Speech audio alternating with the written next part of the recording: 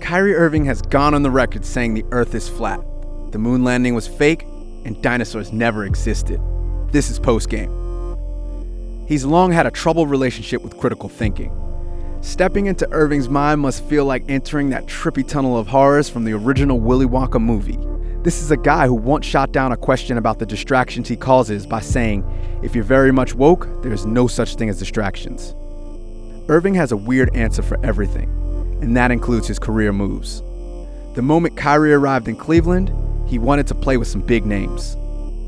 With the team's other highest scorers being Anderson Varejao, Lester Hudson, and a 35-year-old Antoine Jameson, that was perfectly understandable.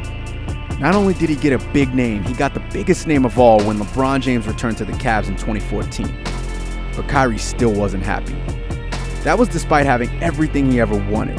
A great team with superstar teammates, the ability to contend every year, and a championship ring.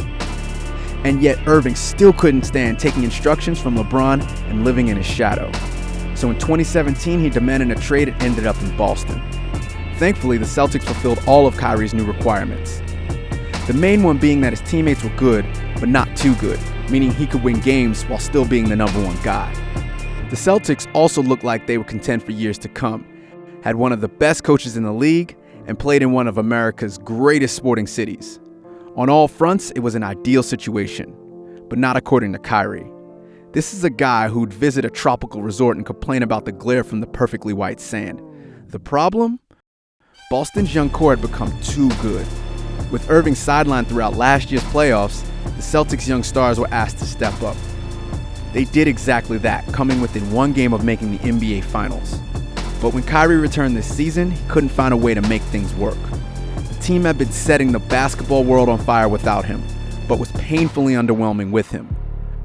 Irving was quick to point the finger, quickly deciding everyone else was to blame. Having left Cleveland because he was sick of listening to LeBron and wanted to do everything himself, he'd become annoyed with his young Celtics teammates because they weren't listening to him and wanted to do everything themselves.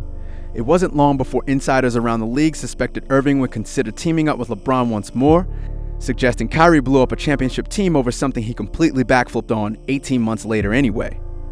All the chatter around the league now is that Kyrie is unhappy and wants to team up with Kevin Durant in New York. But after leaving Cleveland, because he wanted to be the man, a move to the Knicks would make him the second fiddle once again, with KD filling the leading LeBron role.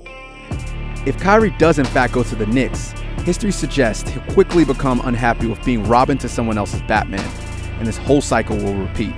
Irving is pursuing happiness on a hamster wheel, and at this point, there's just no plea.